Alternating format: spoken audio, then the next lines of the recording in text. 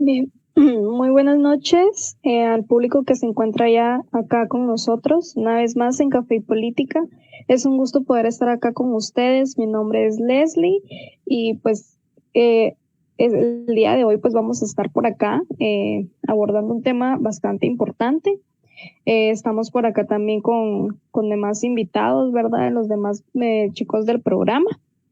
Y pues quiero hacerles la invitación a ustedes de que compartan esta transmisión para que podamos llegar a más personas que realmente, pues este tema que vamos a abordar el día de hoy será de su interés, ¿verdad? También pueden ir ustedes haciendo sus preguntas durante la transmisión que también van a ser tomadas en cuenta y esperamos que puedan participar.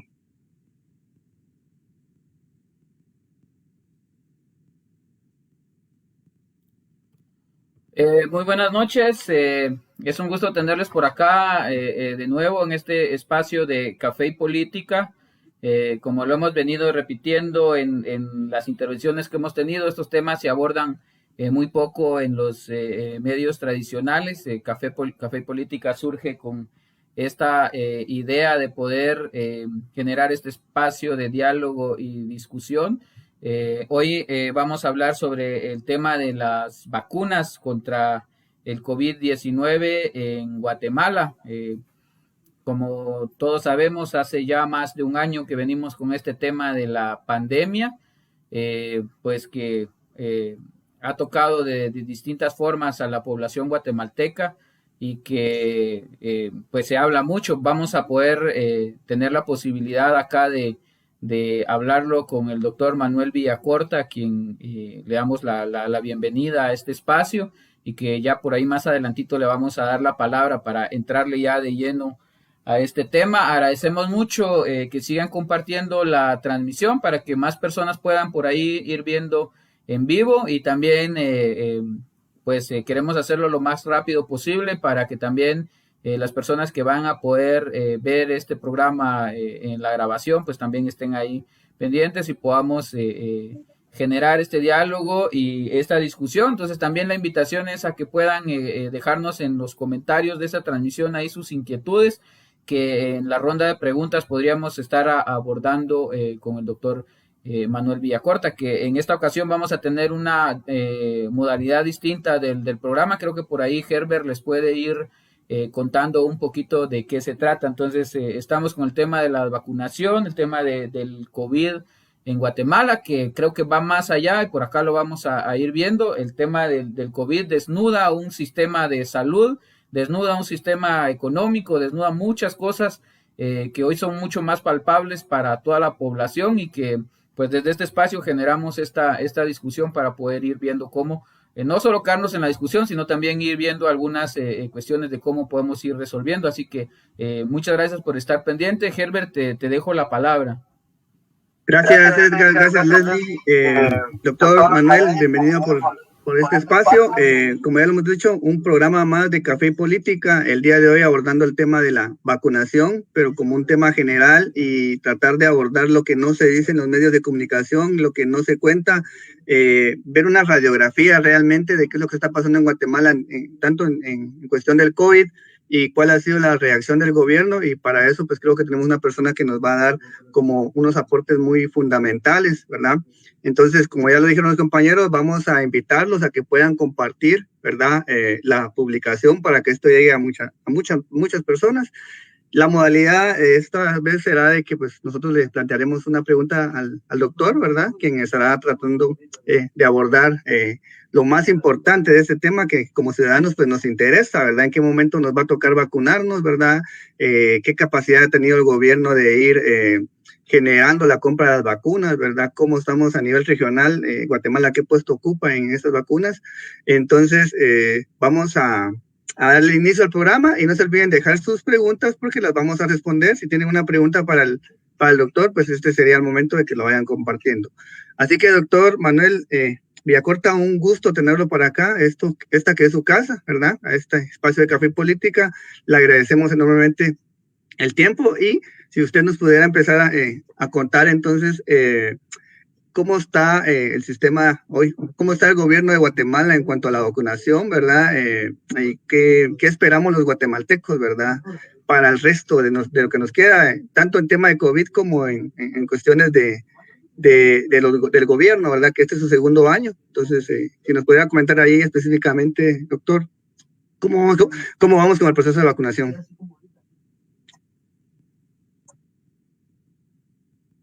Sí, pues.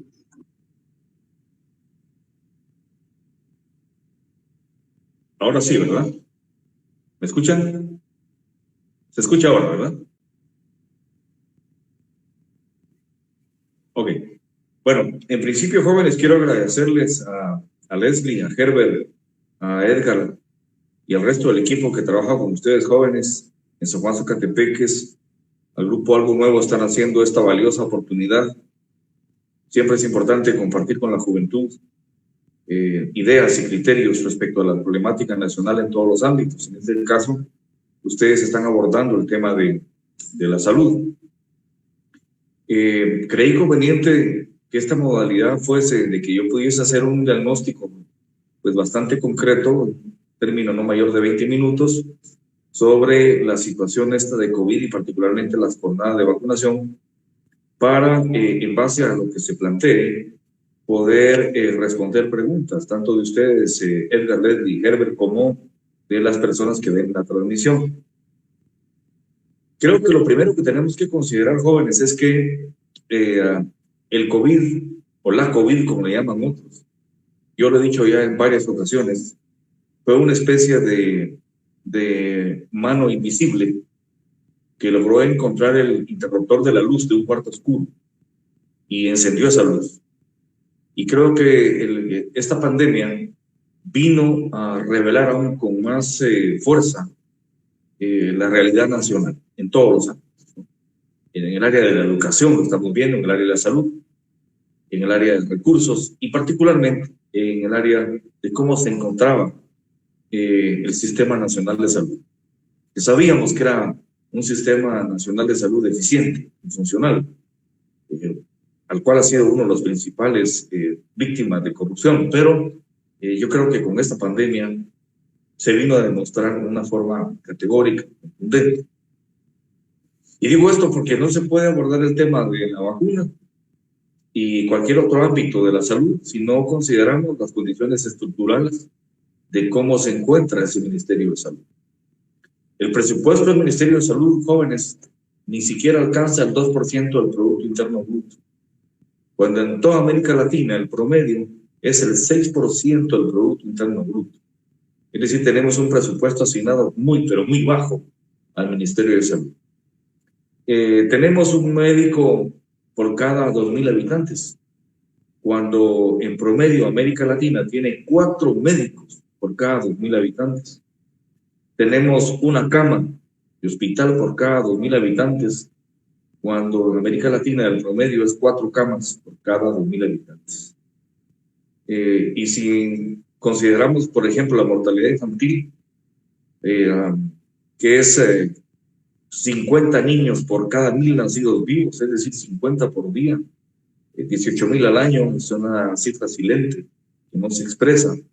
Y si vemos en realidad el sistema de salud, nos damos cuenta que es un sistema de salud que carece de insuficiencia en cuanto a recursos humanos, materiales, financieros, que tiene una cobertura nacional extremadamente precaria, muy baja calidad en el servicio de la salud en general y una ausencia total en programas de investigación científica, por ejemplo, en la medicina nacional, en el concepto del desarrollo.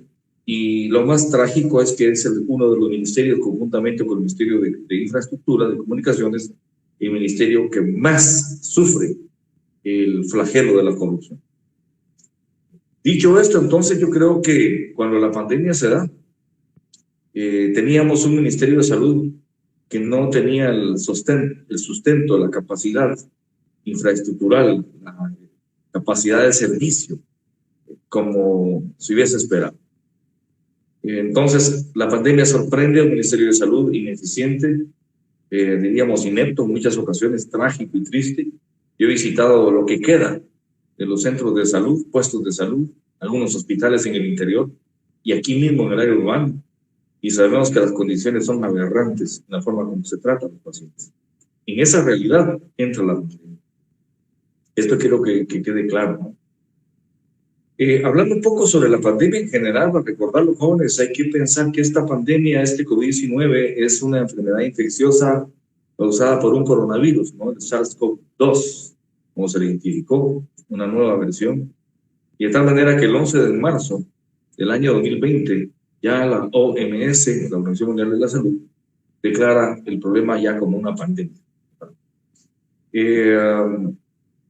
Es interesante plantear que en todo este contexto internacional surge el sistema COVAX, ¿no? El sistema COVAX surge como un fondo de acceso global a la vacunación, apuntalado fundamentalmente por la Organización Mundial de la Salud y por la Comunidad Europea, la Unión Europea.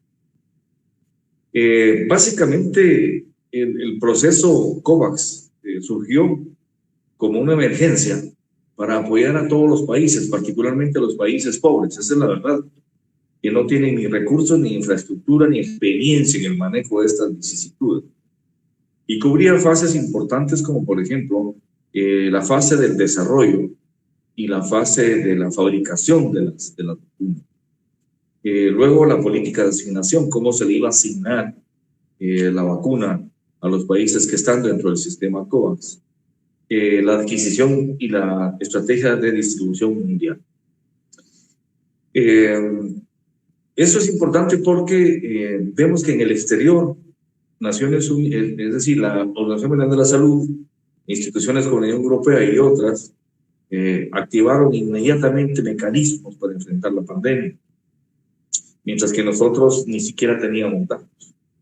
Para esos momentos teníamos una organización, una comisión contra el coronavirus, y que sabemos pues que se fue sin más pena que gloria y que realmente nos dejó en unas condiciones de mucha confusión y de alto contagio.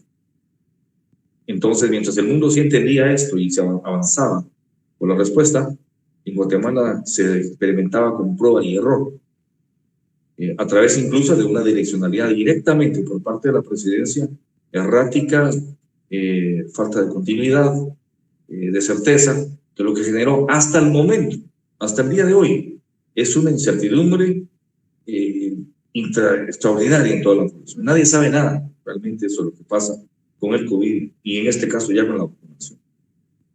Sabemos que el Ministerio de Salud crea lo que se llama el Plan Nacional de Vacunación y crea entonces ese Comité Nacional de Coordinación para la vacunación, a cargo de la viceministra técnica. Y este Comité Nacional de Coordinación para la Vacunación pues plantea 4 fases que realmente son sí las fases que en la mayoría de países se ha aplicado, que son aplicarse la vacuna a los sectores que por prioridad deben ser aplicados, ¿no? Deben ser atendidos. La fase 1 evidentemente incluía a todo lo que era el personal médico en general y grupos de socorro. La fase 2 a los adultos mayores, que acabamos de ver uno de las fases más grandes en Gerona, cuando se habló precisamente del inicio de la fase 2.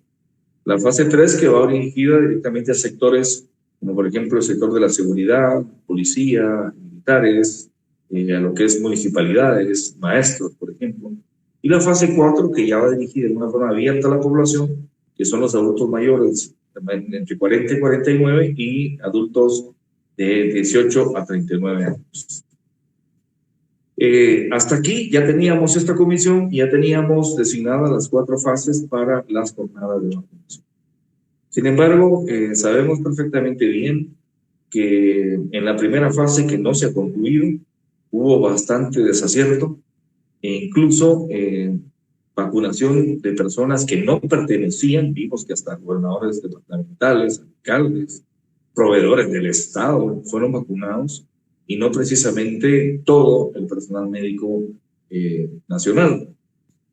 En la fase 2, pues hemos visto que se inició también con vicisitudes y problemas por falta de información, por falta de recurso humano, por falta de la propia vacuna.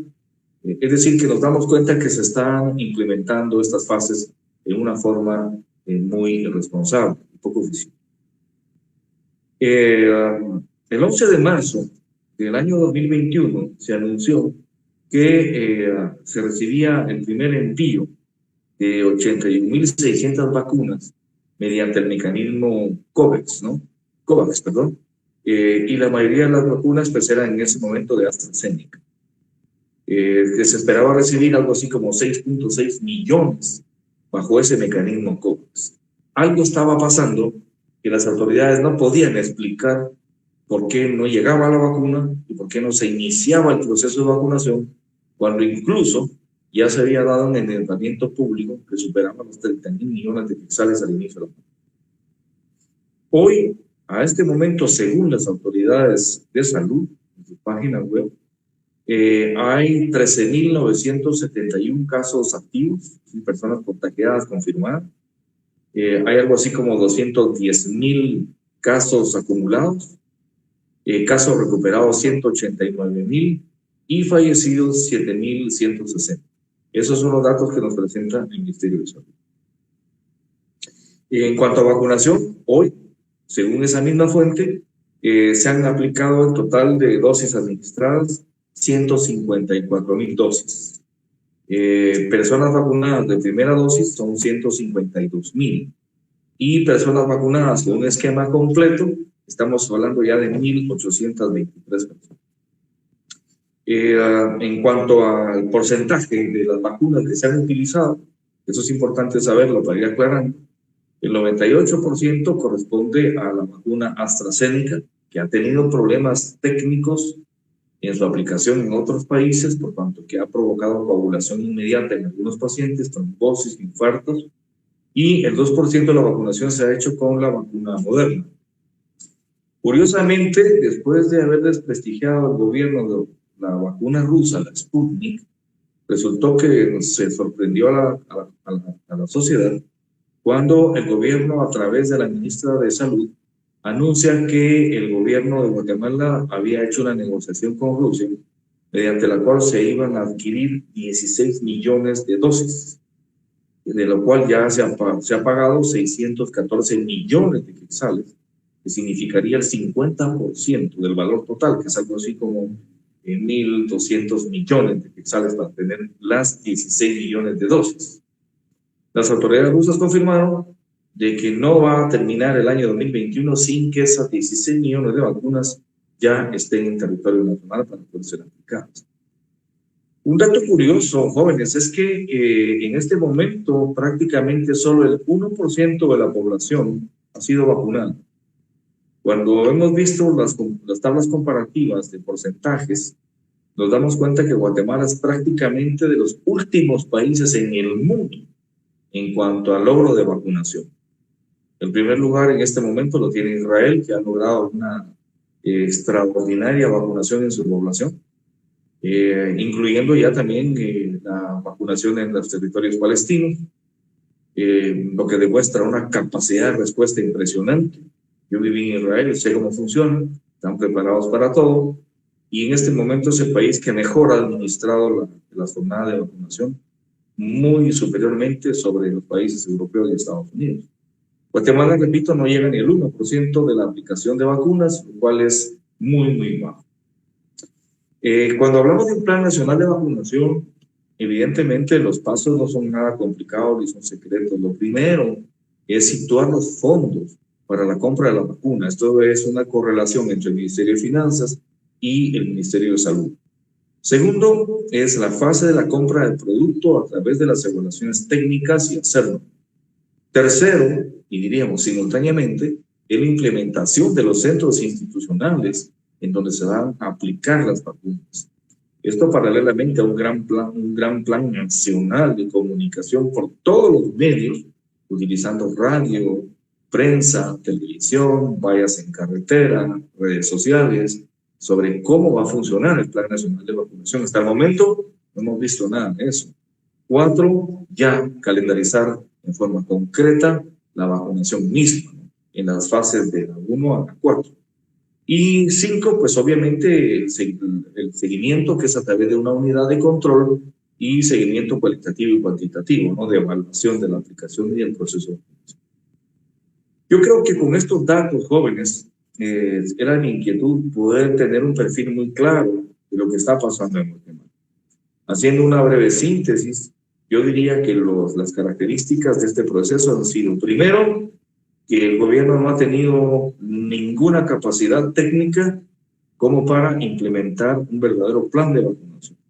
Si no tuvo capacidad para enfrentar la pandemia, porque se manejó una política reactiva, se estaba esperando a ver qué municipio presentaba contagio para llegar con los equipos médicos, cuando realmente se debió haber hecho una campaña de los escudos protectores en los 340 municipios sin que se esperara que se contaminaran, pero que íbamos corriendo atrás del virus de una forma bastante absurda, ¿no?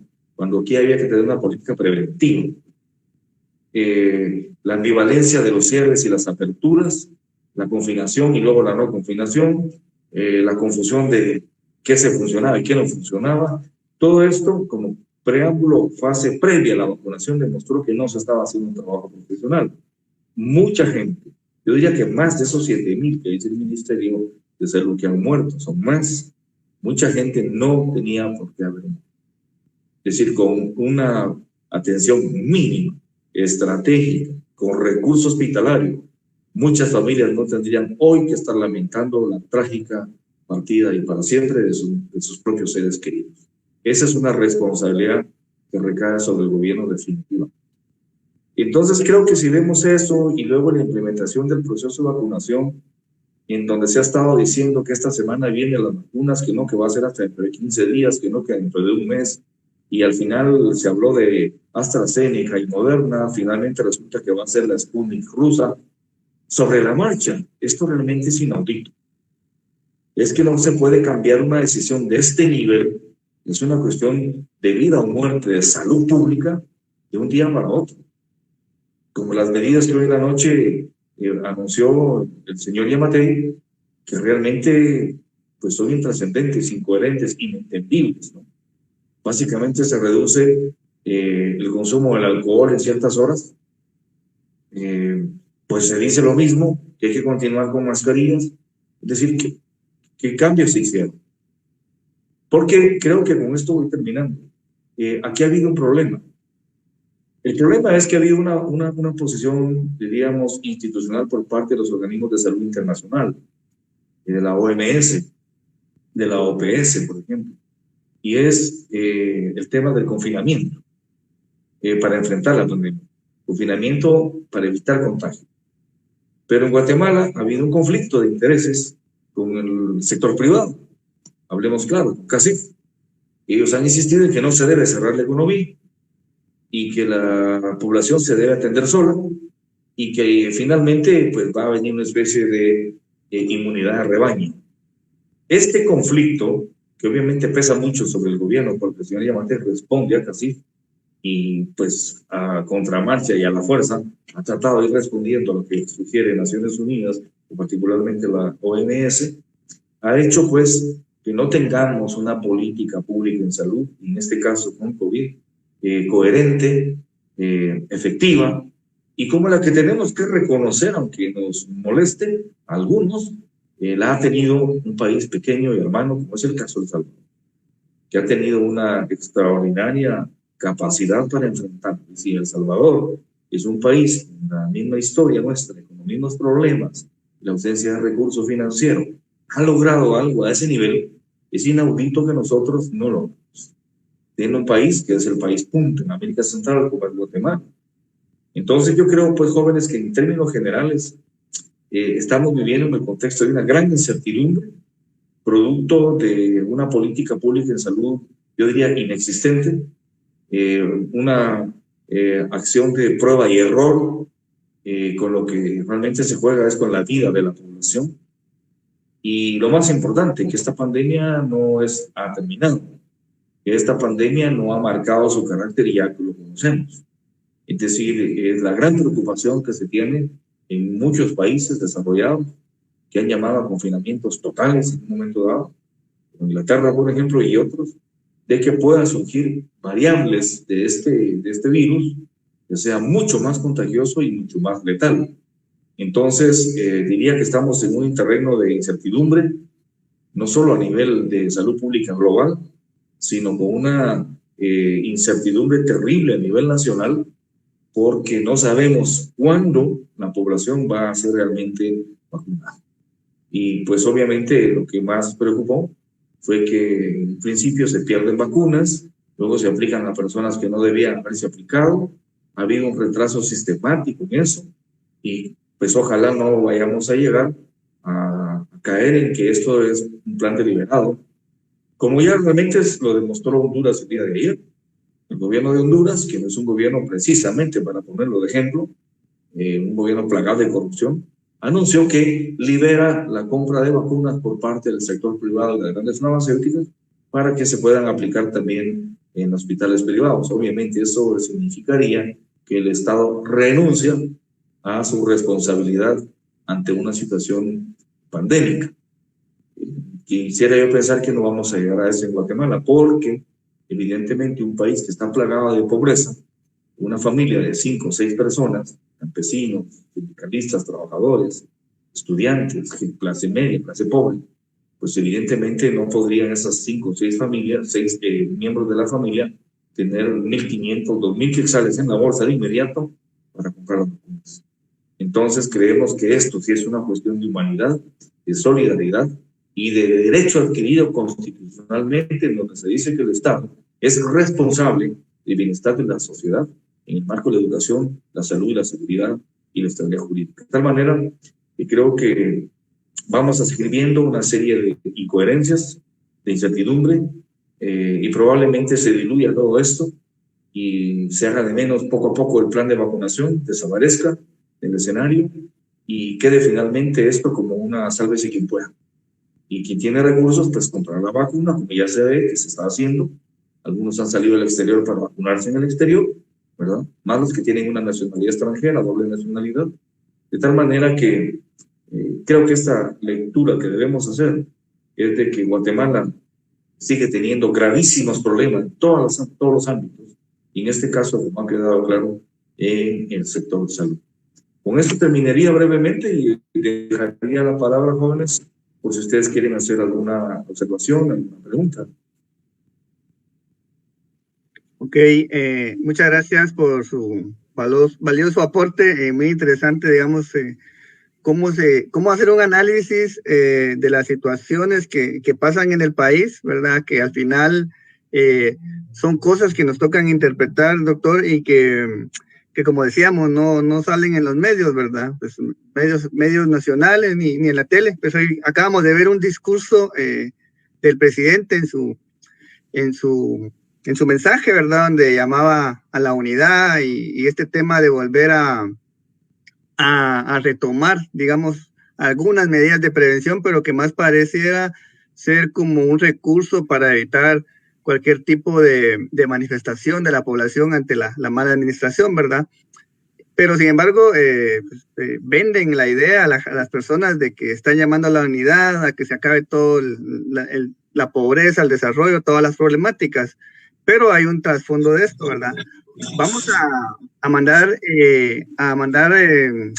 a ver quiénes están conectados desde la página, ¿verdad? Agradecemos a Justin Morales, también vimos ahí a Marlene Armanda, Vivian Marín, Justin Morales nuevamente, Eduardo Vázquez, Mario Vázquez, Gloria Pérez, quienes están mandando saludos. Y por aquí pues tenemos alguna pregunta, doctor, que tenemos por acá. Y después tal vez Edgar tenga alguna más. Pero nos preguntan que qué tan efectiva será la vacunación, digamos, si no se está aplicando correctamente en Guatemala, digamos, si garantiza, digamos, el que pues podamos salir más pronto de esta problemática del COVID.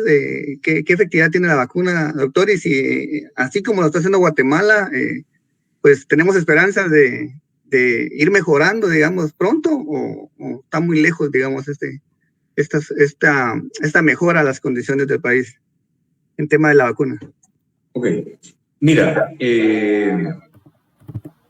como bien decía el doctor Alberto Torres Rivas, ¿no? Que en paz descanse, la realidad impone límites. Hay veces que queremos las cosas distintas, pero la realidad impone límites y hay que entenderlo. Yo trabajé para una compañía internacional química pero dirigida obviamente al área agrícola. Es la Imperial Chemical Industries, la ICI. Y te puedo comentar que varios viajes que hice a Inglaterra, en donde ellos tenían sus oficinas, o tienen sus oficinas, porque la ICI es una de las empresas químicas más grandes del mundo, está en el área de la medicina, química médica humana, está también el tema de agrícola, textiles e industriales.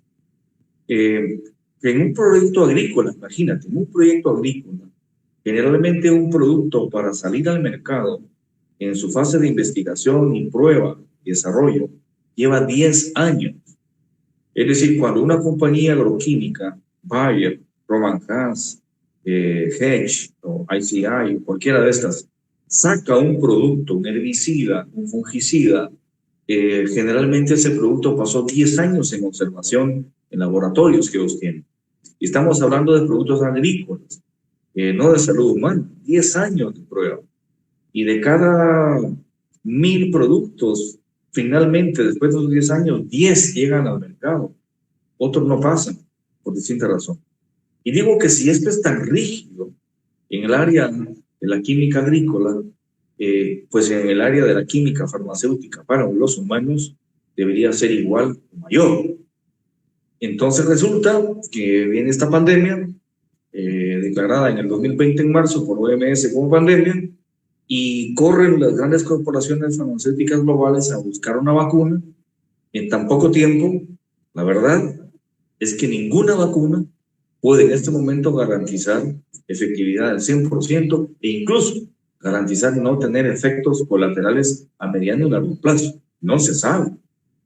Entonces, cuando alguien toma la decisión de vacunarse, pues es una decisión personalísima, porque puede que eventualmente eso le ayude a enfrentar el coronavirus. Pero cuando nos dicen que si tú te vacunas no es garantía que no te vuelvas a contaminar, o que no es garantía de que contamines a otros si eres portador del virus, y que a los cuantos meses perdió efecto la vacuna, como si fuera un software informático, tienes que comprarlo de nuevo. Es decir, hay mucha duda global respecto a cómo van a funcionar las vacunas. Incluso vimos el caso de AstraZeneca, en donde un porcentaje muy alto de personas, digo alto porque lo es en relación a lo que es la vida y la muerte, ha tenido problemas posteriores al momento de que están vacunados, ¿no? Y ya les provoca coagulación sanguínea.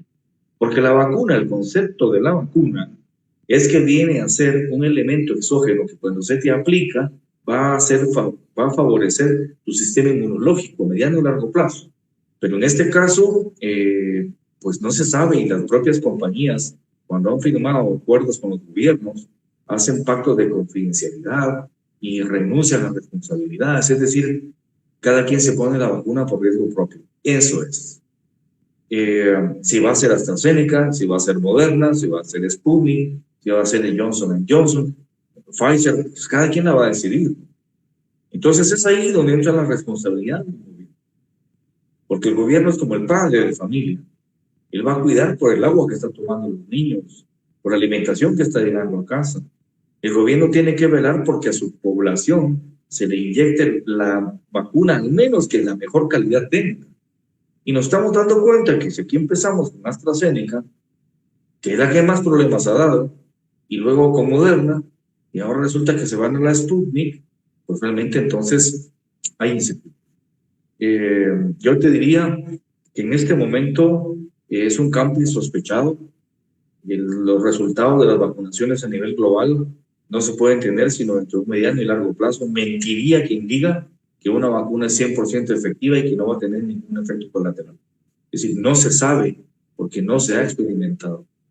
De tal manera que yo creo que en medio de esta realidad que nos está imponiendo límites, había que encontrar una vacuna y jugarse el todo por el todo. Las personas obviamente que crean que se deben vacunar, si tienen incluso una marca preferida, porque hay estudiado eso, pues que lo hagan. Hay personas que son de la idea de que no se van a vacunar, he hablado con varios, precisamente por la incertidumbre esta y porque prefieren que sea su propio sistema inmunológico el que enfrente la infección. Así es que estamos también allí a nivel global, no digamos a nivel nacional, frente a una verdadera incertidumbre. No tenemos vectores como para poder plantear, digamos, un marco concreto de vacunas, aplicaciones y efectividad.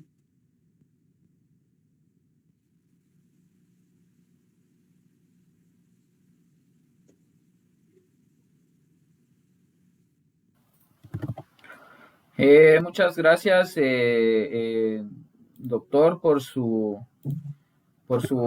aportes a este tema, y que pues ahí la gente nos envía muchos comentarios de distintos lugares de nuestro país, de San Marcos, de Quetzaltenango. Yo no sé si leí mal por ahí un comentario, pero creo que estaba en relación a lo que ya el doctor estaba tocando, de cómo todo esto también, se ve una gran, se está visualizando mucho el colapso del sistema de salud, se está visualizando mucho este desorden que nos contaba el doctor sobre el tema de la vacunación. O sea, no se le ve ni pies ni cabeza, ni se le ve mucha seriedad a la forma en que el gobierno lo está manejando.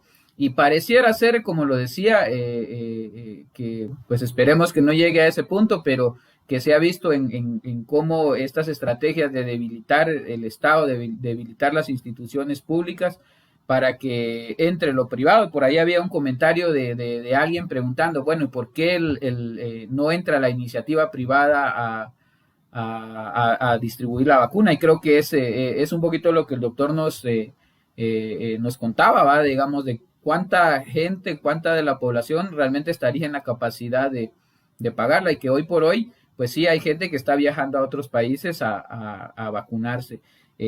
Digamos, el tema está bastante interesante, es esa la intención de este programa también, y no solo quedarnos en el análisis de ver cómo está la realidad, porque pues está totalmente fatal.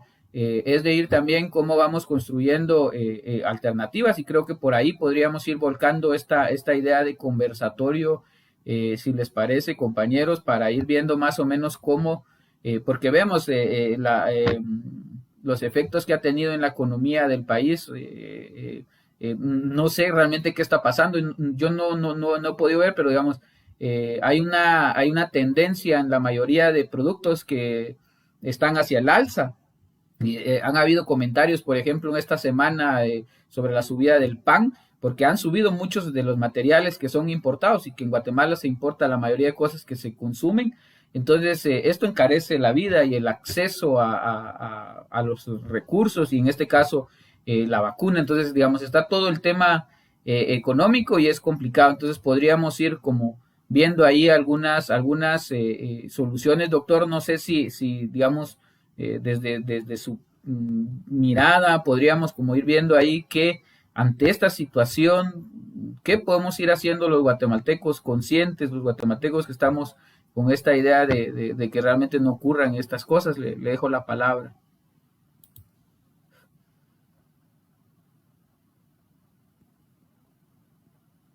Que pueden encender su micrófono.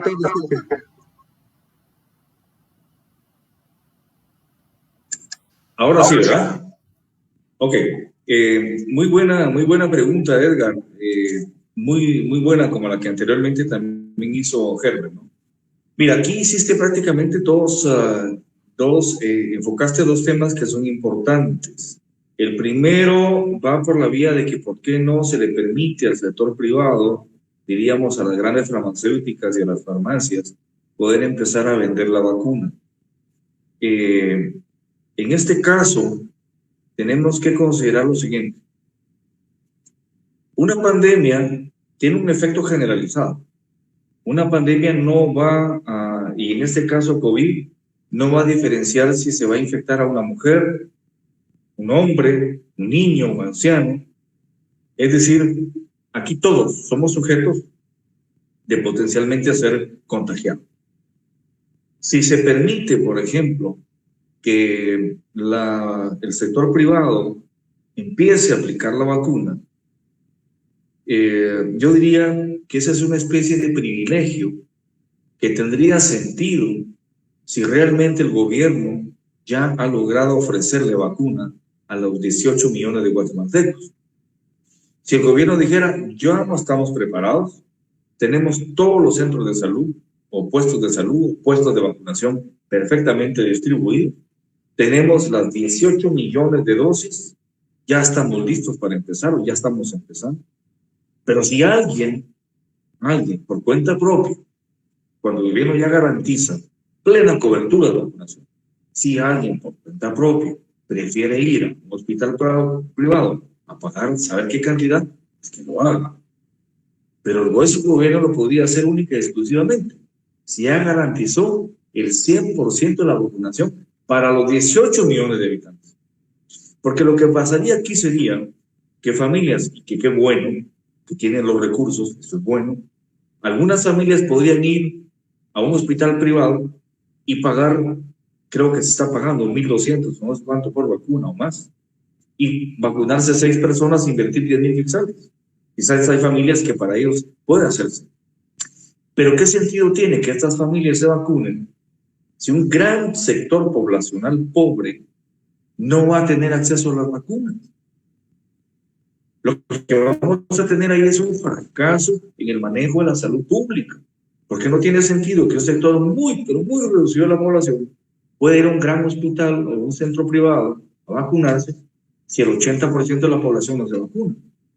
Estamos jugando con el virus, incluso probablemente incubando virus más fuertes, de tal manera que no se trata de decir privaticemos la aplicación de la vacuna, porque si la privatizamos evidentemente se va a poder vacunar a lo sumo un 5% de la población, pero el 95% de la población no tiene para pagar esa vacuna, y eso es un problema de seguridad pública y de salud nacional. Entonces estaríamos haciendo algo tan mal hecho que evidentemente Guatemala no va a salir de la pandemia, y lejos de eso se va a volver crónica, como muchas enfermedades crónicas que ya tenemos y que las conocemos, y que quizás están matando más gente que el propio COVID. Luego, tú hablabas, por ejemplo, el tema de la economía. Mira, yo le hice una propuesta al gobierno, porque la gente dice, ¿usted qué propone? ¿Usted qué propone? No basta con los tweets, que no basta con Facebook. Ok, hicimos propuestas, yo les hice una, muy sencilla. Si tú vas a la zona 13, 14, 15, 16, vas a encontrar cantidad de edificios. Y hoy vas a ver más edificios nuevos construidos. Ahí nos están levantando. Cuando hay más de 3.000, según la Cámara de la Construcción, más de 3.000 apartamentos allí en esos sectores que no se alquilan ni se venden. ¿Qué sentido tiene seguir haciendo edificios en esas áreas tan privilegiadas, gastando recursos, millones, si realmente no hay demanda? ¿Qué hay atrás de eso? Entonces yo propuse que todos esos recursos que son del sector privado, el sector privado debería dirigirse prácticamente ya, inmediatamente, a levantar edificios para vivienda popular, apartamentos pequeños pero funcionales donde un joven o como una pareja joven pueda pagar 1.850 quetzales al mes de prima, de letra, y empezar a comprar su apartamento. ¿Por qué esos capitales privados no se orientan a la vivienda popular? Uno, estarían generando inversiones, generando empleos, que es lo más importante para generar consumo, reactivando la economía y ofreciendo vivienda a un país que tiene en este momento más de 2.300.000 déficit en habilitación, en vivienda. Que el sector privado se oriente a la vivienda popular. Que el sector privado se oriente también a la infraestructura, en alianzas público-privadas, pero evidentemente sin corrupción, como pasó con el libramiento de Chimaltenango. Mientras que el gobierno, esa era mi propuesta, el gasto público directo en inversión debería dirigirlo exclusivamente a dos sectores: infraestructura en educación, o sea, escuelas e infraestructura hospitalaria. Levantar el sistema de salud y levantar el sistema escolar, mientras el sector privado invierte en infraestructura y vivienda popular. Se estarían generando cantidad de empleos para que muchas personas empiecen a recibir salarios y esas personas empiezan a consumir en una despensa popular, en Walmart, en fin, en los mercados, y empieza a activarse la economía. Se les hizo la propuesta, personalmente ahí las tengo en mis redes. No tuve ni una sola respuesta por parte del gobierno. Ni siquiera se comentó.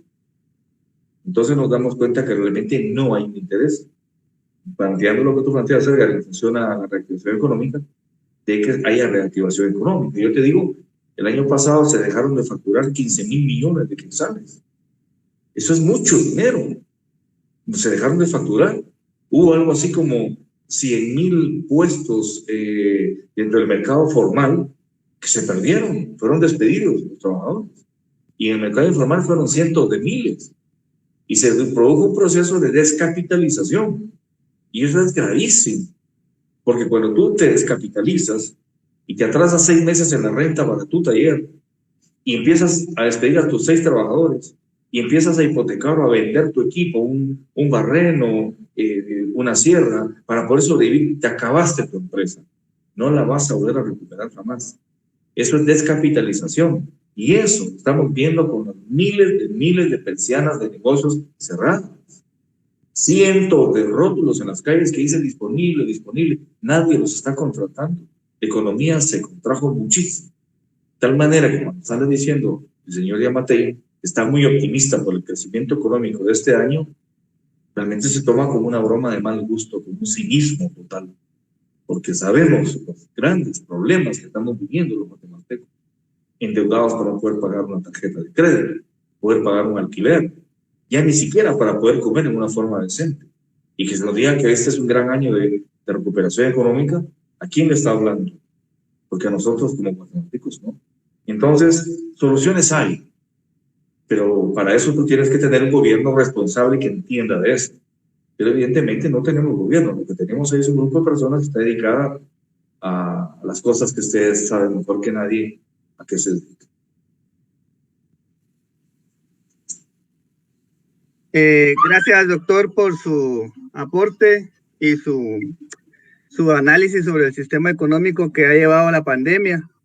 Aquí en este espacio también nos acompaña Leslie, quien es una joven que pues está vinculándose a este espacio y que pues con muchos aportes, muchas ideas, y pues es un poquito, de una, si se pudiera decir, de un tiempo distinto al de los que estamos por acá, pues ven de diferente forma la cuestión del COVID y cómo va afectando eso a la economía. Entonces le voy a dejar el espacio ahorita a Leslie para que ella nos pueda contar cómo los jóvenes y los adolescentes han vivido la situación del COVID, ¿verdad? ¿Cómo les ha afectado?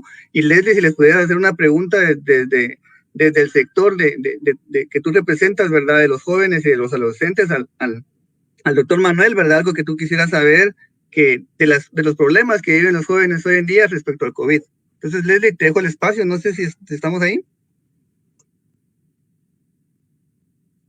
Bien, muchas gracias, Herbert. Sí, bueno, la situación creo que es bastante complicada, ¿verdad? Ha sido muy complicada para todos, pues ahí sí que sería de todas las edades, no solo para los jóvenes, ¿verdad? Pero pues sí, han habido como muchos espacios que se han cerrado, sobre todo pues a nosotros, ¿verdad? Los jóvenes también, nosotros como estudiantes, ¿verdad? Que también es un tema bastante amplio y que realmente ha afectado de muchísimas maneras. Y pues sí, me gustaría hacerle la pregunta a usted. Bueno, ¿cómo sería el proceso cuál es el requisito que debería tener una persona para poder llevar a cabo el proceso de vacunación? Por ejemplo, ¿tiene que haber un límite de edad o más o menos como en qué edades se iniciaría?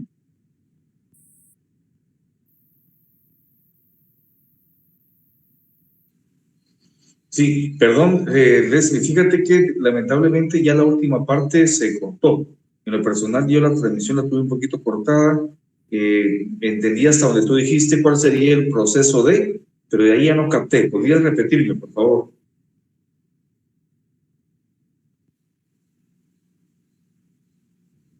¿Cuáles serían los requisitos que debería tener una persona para poder llevar a cabo el proceso de vacunación?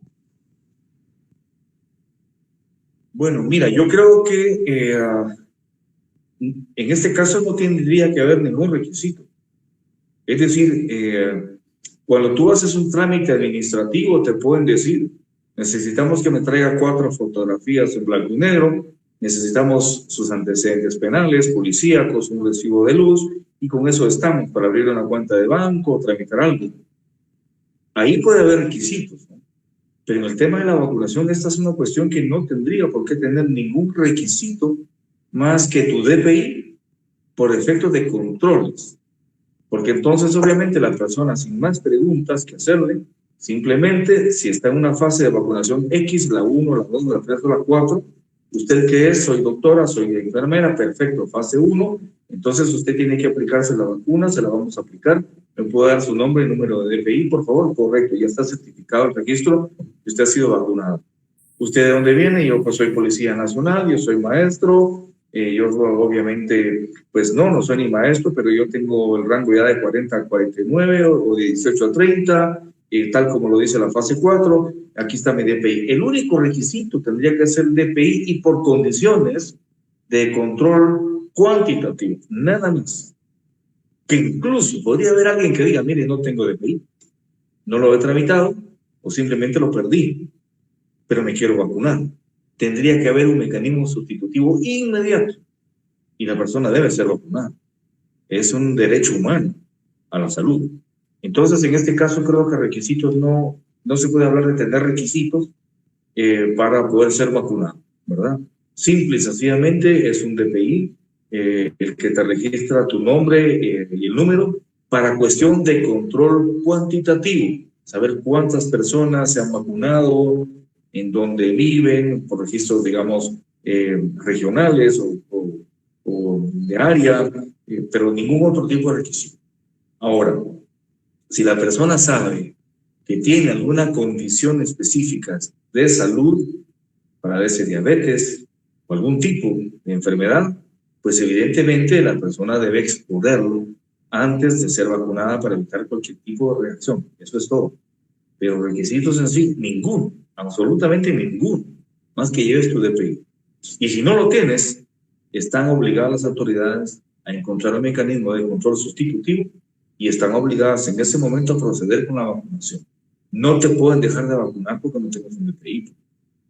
Entonces, creo que esta es una fase de emergencia nacional y mundial, y lo que se necesita es mucha precisión por parte de los gobiernos, mucho pragmatismo también, y entender que sí, estamos en una zona de riesgo muy grande, porque esto fue algo fortuito que sorprendió al mundo, y sorprendió a un país como Guatemala, en donde evidentemente no tenemos instituciones de ningún tipo.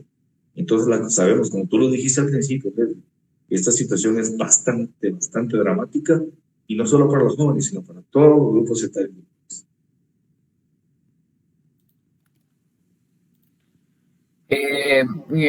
Yo creo que estamos ya sobre la hora de programa. Digamos, hay muchas cosas que se pueden abordar. Yo me atrevería acá a hacer una pregunta más, quizás antes de ir cerrando el programa, doctor, aprovechando que lo tenemos por acá. Quizás rescatando todavía algunas cuestiones que vi ahí dentro de los comentarios y dentro de lo que usted estaba exponiendo recientemente, porque si bien esta pandemia sorprende al mundo y es una cuestión generalizada, también se da en momentos bastante críticos, diría yo, cuando estaban existiendo en el mundo bastantes levantamientos. Creo yo que, digamos, el sistema económico pues tiene ahí sus grandes debilidades. Y antesito de la pandemia veíamos en países de Latinoamérica, me parece que también en Europa, algunas cuestiones ahí que los gobiernos se desestabilizaban y todo esto. Entonces viene toda esta situación de la pandemia que viene a agudizar y quizás a visualizar de mayor forma toda la desigualdad. Vemos el tema de la migración que ha provocado toda esta situación, todas estas caravanas que hemos visto acá en nuestro país que han pasado, pero que al final nosotros también que intentamos organizarnos, que intentamos generar transformación y cambios, venimos a encontrar un montón de dificultades derivado de lo que ya también Leslie compartía, digamos, se cierran muchos espacios de participación, y que pareciera que esta pandemia también está muy a la medida de los intereses de mantener mucho control sobre las poblaciones, de mantener, pues hay un montón de situaciones. Nosotros hemos encontrado incluso este programa que lleva al aire como 6 meses y que hemos abordado muchos temas y con muchas personas hemos hablado por acá, quizás sea como encontrar en nosotros ahí la vuelta a cómo podemos seguir encontrándonos, podemos seguir dialogando, cuestionando también y proponiendo algunas soluciones. Entonces, ¿cómo ve esta parte, doctor, digamos, porque también vemos hoy en esta semana, digamos, la situación de las cortes bastante cooptadas? Este es un tema bastante trágico para el país, digamos, que se toca a fondo en ese sentido, y que entonces la misma pandemia no nos permite organizarnos, o sea, está bastante limitada la expresión, la organización, la manifestación, y hay grandes retos ahí para seguirnos organizando. Entonces, por ahí, ¿cómo podríamos ir, doctor, en esta línea incluso desde la práctica que usted lleva para contarle a las personas que siguen por ahí conectadas, y que pues también nosotros vayamos ahí generando en este sentido?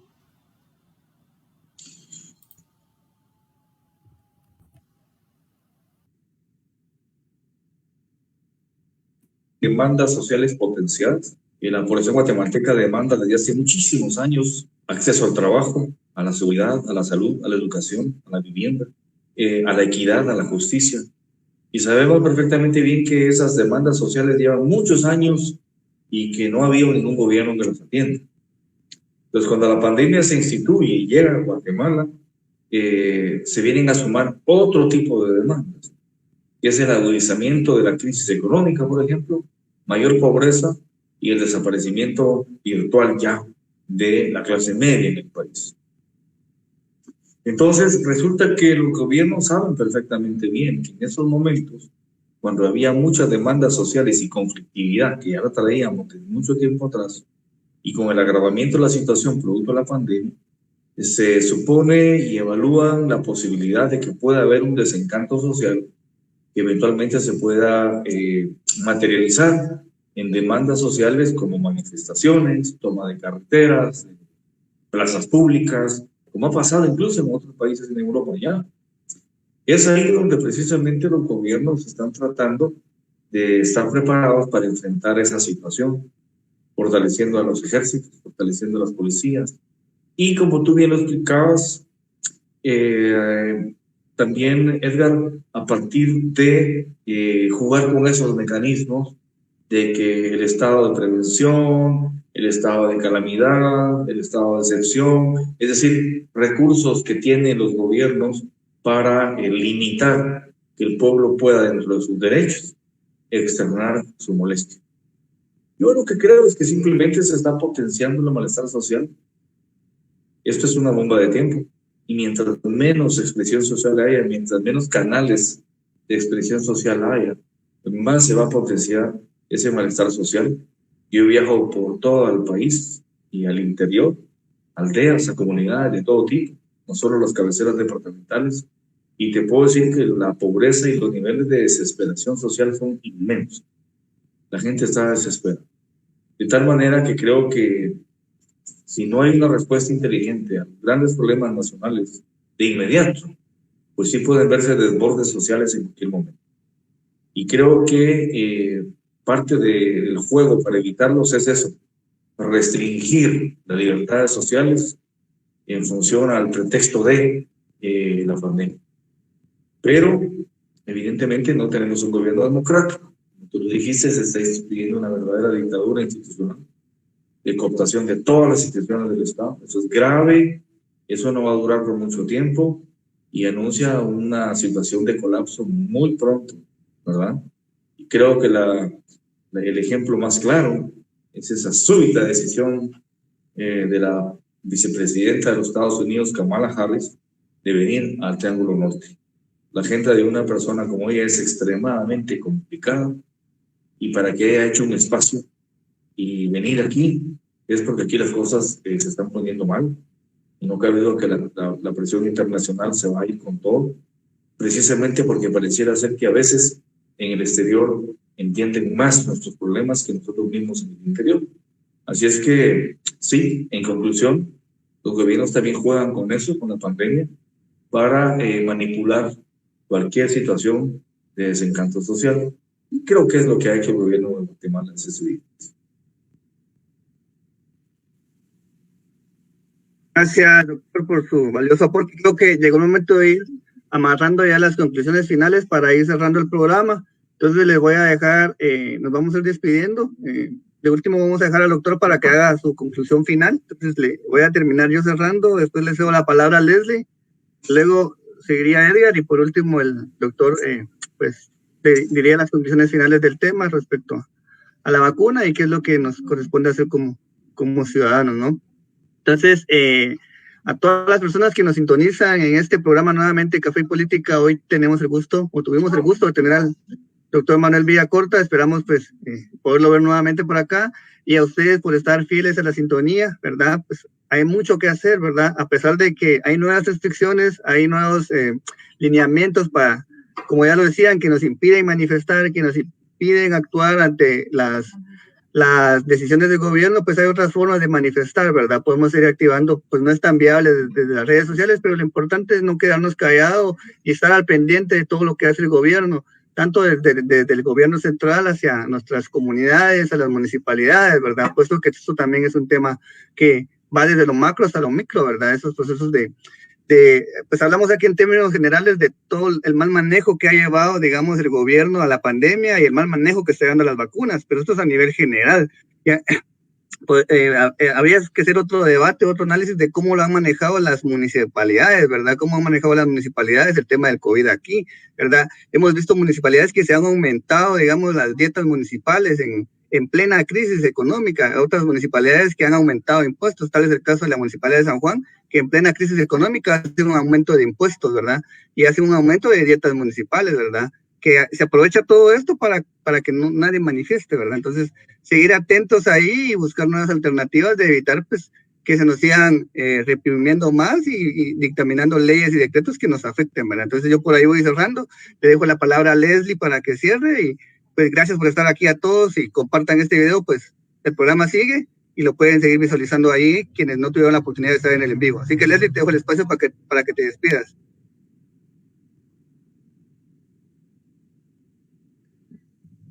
Muchas gracias, Herbert. Muchísimas gracias también a la gente que se conectó, que estuvo acá con nosotros presentes durante la transmisión. Al doctor Manuel Villacorta, muchísimas gracias por estar acá con nosotros, por resolver las dudas, ¿verdad? No, quizás no fueron todas, pero pues se resolvieron algunas y pues fue de suma importancia su presencia acá. Y como ya lo dijo Herbert, esperamos tenerlo por acá nuevamente. Y eso sería todo. Muchísimas gracias a las personas nuevamente por sus comentarios y por sus aportes acá en Café y Política.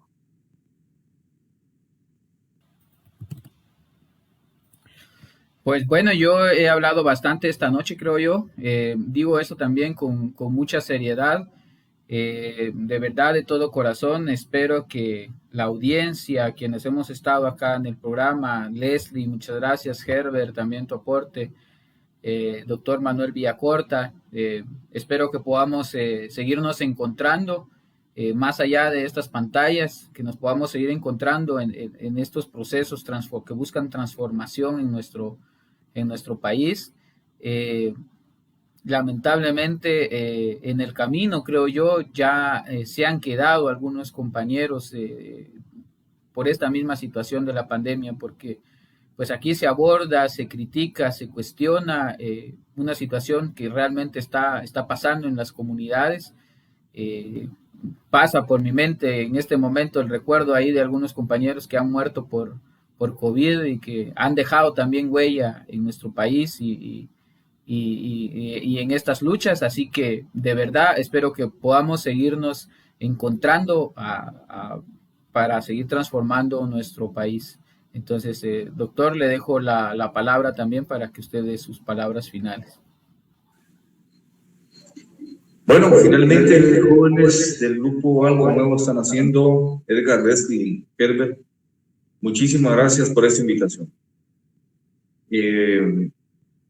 Hablo con muchas personas y mucha gente están escépticas sobre la situación nacional, y yo les digo que no, que yo estoy muy optimista de que se está trabajando por un cambio.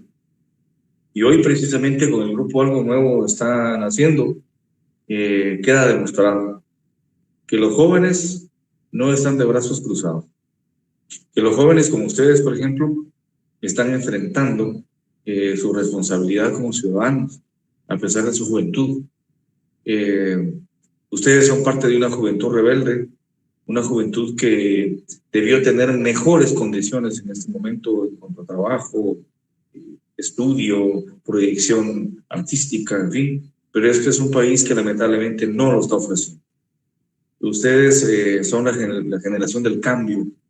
Ustedes son la generación que en medio de estas grandes vicisitudes y problemas van a ser la generación que permita hacer el gran cambio en Guatemala.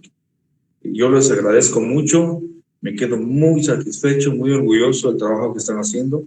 Son jóvenes responsables y están viendo hacia el futuro, que entienden ya la política como algo distinto, no como la politiquería corrupta tradicional. Si ustedes entienden la política, como decía don Pepe Mujica, como el arte de hacer felices a las personas a través del desarrollo. Yo tengo mucha fe en ustedes, jóvenes, sigan adelante con fuerza. Ojalá que tengan más apoyo allá en sus comunidades. Y de nuevo, espero pues estar con ustedes en un futuro cercano. Ánimo, mucha fuerza, y les reitero mi agradecimiento por esta valiosa invitación.